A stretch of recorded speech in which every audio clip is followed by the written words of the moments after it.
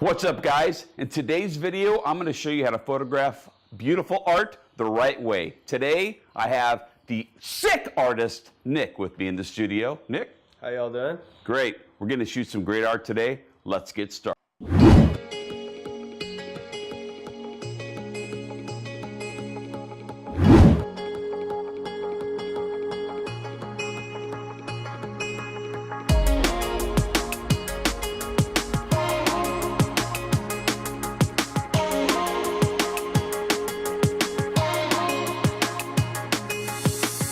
Welcome everybody. Today we're going to give you a short video on how to shoot art the professional way, right? If you have a piece of art that you've painted or you have a picture that you want to produce later on, you want to have it printed, you want to put it on canvas like Nick here. He has a bunch of original paintings that wants to keep, but then later on, if somebody, he's been getting a lot of offers to buy his art, right? So we're going to shoot it the right way. We're going to show you some steps to go about doing that. All right, so the first thing you want to do, put it on some kind of a hard surface, like this is where we have an easel here, right? Make sure the easel was level and mounting your print or your piece of art this way. Now, as you know, easels tilt a little bit, right? So we got to take that into consideration. You know, there's a little bit of an angle. We're going to take that into consideration. Now, what else you want to do is you want to light this thing properly. We're in our makeshift studio here, which is my garage studio. And what we have is we have some window light that's coming in from my camera left. We're in shade, obviously, and we have some ambient light coming in from the outside. But what we don't want is harsh shadows either way. That's going to take away from the art that he painted, and it's not going to be evenly lit. All right, so what we're going to do is we're going to take care of lighting first. All right, Nick, let's go and fire up that light. Okay, what you're going to see here is we have light coming in from both directions, the left and the right side, okay? Now these lights are by Luma Studio. You can get these on Amazon, you can get them anywhere. They're anywhere from 50 to 100 bucks. You can even get them less expensive, right? But what they are is a good quality light. They're daylight balanced, 5500 Kelvin, and so there's not going to be a lot of color cast in it, okay? So we can see what you see is what you're going to get. You're not going to get any highlights or shadows. But what we want to make sure of is that it's evenly lit, okay? One way to do that, and I don't know if this is kind of old school, but it's one way to guarantee you got proper lighting, all right? What we have here is a Sekonic light meter. For all of you who've never seen one, it's called a light meter. It's got a dome on it. And we're going to put it in the ambient mode, which is just not flash. The lightning bolt is the flash.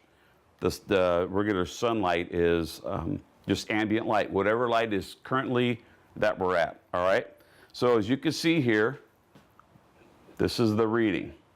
What we're going to do is we're going to take this light meter, and what you want to do is you want to hold it up to all four corners of the piece of art.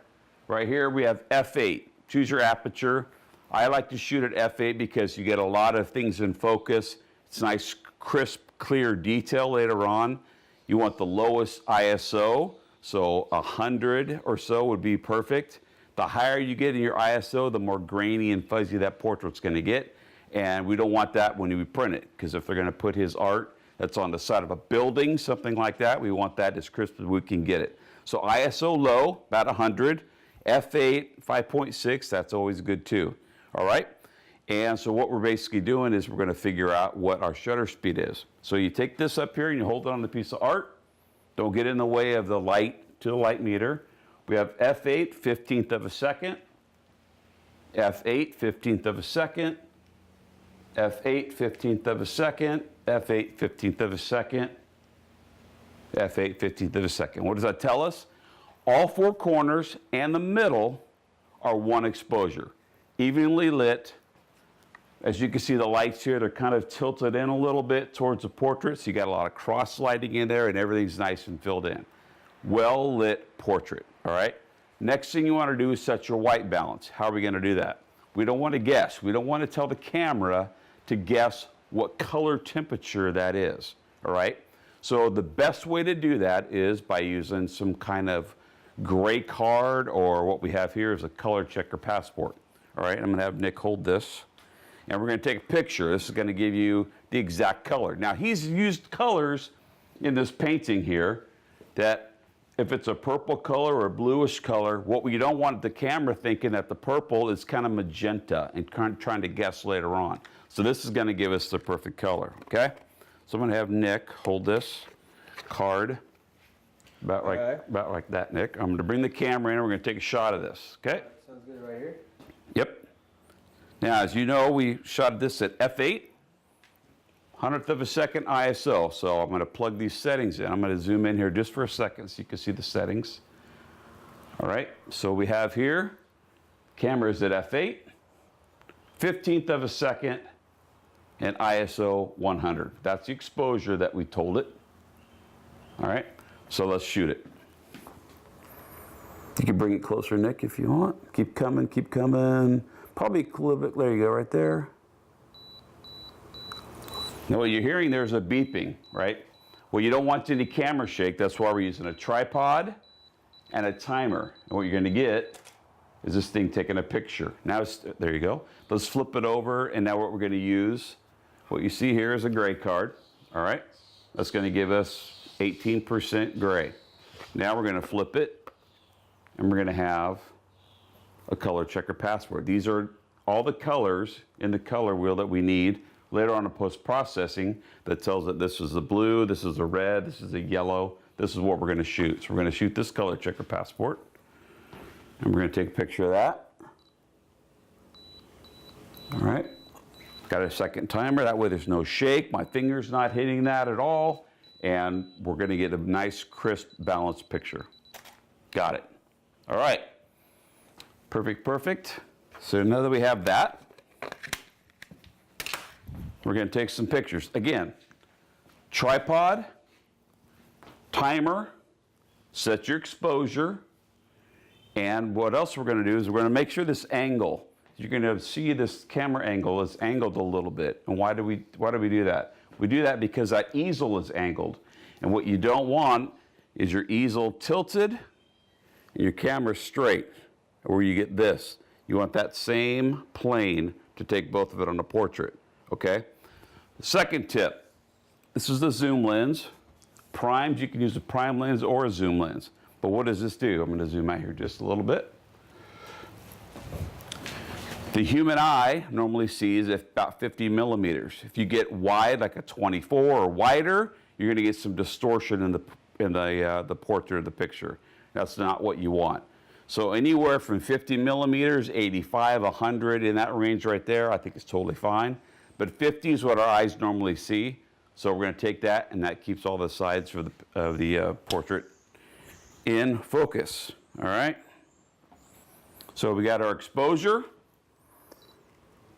We got f8, 15th of a second, ISO 100. We have it evenly lit. We're on a tripod. And now we're going to make the magic happen, because that's where the magic happens. We got everything set up. What is it going to do? It's going to take a picture for us. We're going to show you how it comes out. Boom. Let's check it out. Goodness gracious, look at that. Well evenly lit. You zoom in on it, you look at the texture, everything is in focus. The color is good, and the lighting is good. We left a little bit of room on the edges so that we can crop out later on in post. Now you don't have to worry about it, all right? So once you get this set up and you get it set and everything marked, all you gotta do is now take more of his art, right? You got more art? I got more art for you. You got more art. You know what? Let's just see a couple more pieces. Let's take another piece in there. All right. All right, let's do it again. So this one's coming out.